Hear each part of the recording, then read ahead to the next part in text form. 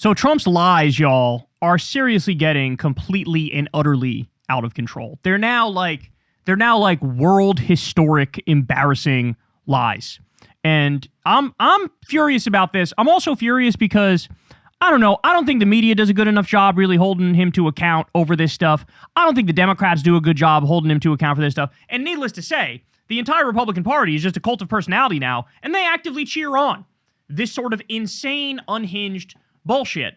So let me walk you through this here, because even for him, like now we're at the point where even for him, these sorts of lies, it really makes you think, okay, he definitely does have early Alzheimer's, right?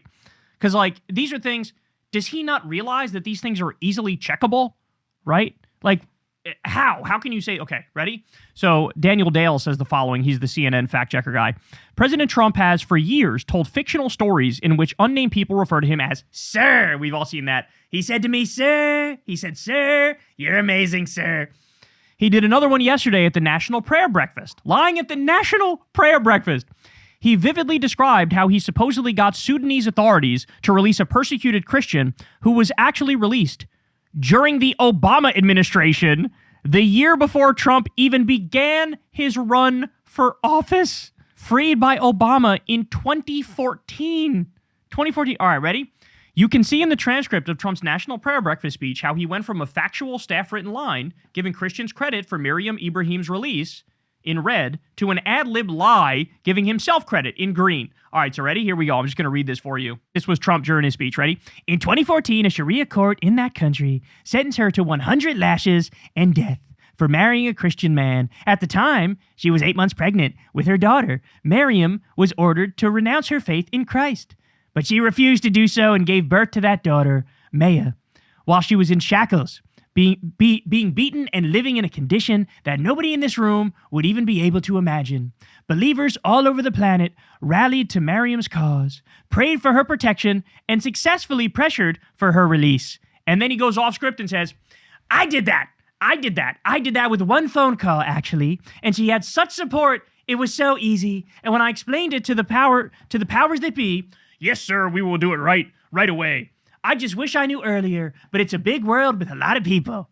Okay, guys, literally everybody in the room knew, because they're familiar with this stuff. They knew, hey, that's not true.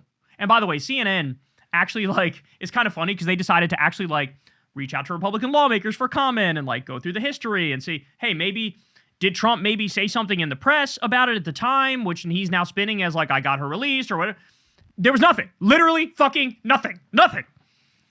And the Republicans ain't saying shit. But, even the people in the room were taken aback by this. Even they were shocked that he would dare say something like this. Guys, he is so gone. He is so gone mentally. Okay?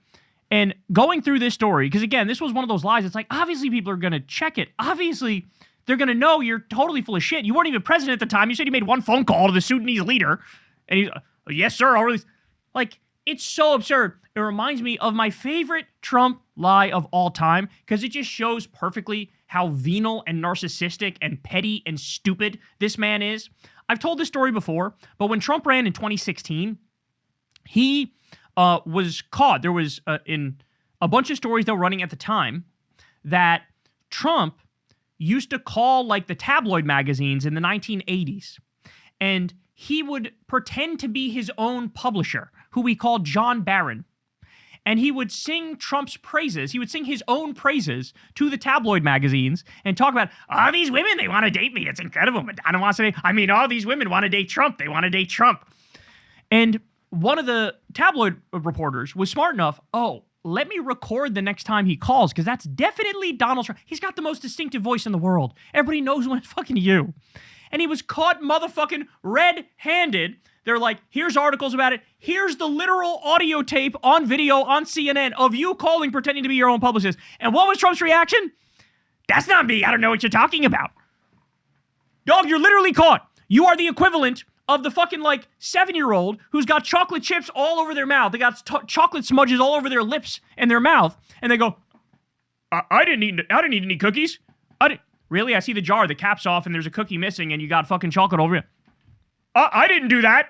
Bro, I swear to God, you don't believe me? Here, let's watch it. Here we go. Watch this. The real amazing story of Donald Trump's old spokesman, as the Washington Post headline writes, Maybe that it's been such an open secret for so long, it's hard to believe that anyone is still questioning it. What's your name again? John Miller. And you work with government? Yes, that's correct. It was back in the 19... So sometimes he said it's John Miller, sometimes he says it's John Barron. Again, you're going to be able to tell it's Trump's voice just from this one, but we have even more audio in a second. Questioning it. What's your name again? John Miller. And you work with government? Yes, that's correct. It was back in the 1980s, and when the flashy New York real estate mogul needed to get a bit of news out, the newspaper reports it was common knowledge among New York reporters that Trump just assumed a different name and handled the media calls himself. Like this call from reporter Sue Carswell at People magazine concerning Trump's breakup with girlfriend Marla Maples. What kind of comment is coming from either your agency or from Donald? Well, it's just that he really decided that he wasn't, he didn't want to make the commitment. He didn't want to make a commitment. He really thought it was too soon. He's coming out of a marriage and he's starting to do tremendously well financially. He's doing tremendously well financially. He had the nerve to say after this, "That's not me, bro." Come on, bro. Come on. Trump people. You got to be embarrassed by this. Come get your boy, dog. Come get your boy. Like, what? It's just so crazy to me. And you know the funniest thing of all this is? I remember when Joe Rogan endorsed Donald Trump, one of the things he said in one of his podcasts was like, I felt like I had to do it because, like, Biden's a liar. I'm like, Kamala's a liar. Okay, Donald Trump is literally likely the most prolific liar in American history. He told tens of thousands of lies. In just his first term alone, I believe the number was like 32,000 lies. Even if you're overly kind and give him the benefit of the doubt and say, half of them are a misunderstanding or it was a gray area or he was trying to tell the truth but he was wrong or whatever. That's still 15,000, 16,000 lies, bro. And you get lies like this absurd. I'm sorry. If your lies are this absurd, I get it. Politicians are going to lie to one extent or another. I don't like it. I hate it, in fact. But, like, there's some wiggle room because some of the time there'll be some lies over some shit, maybe inconsequential, maybe not.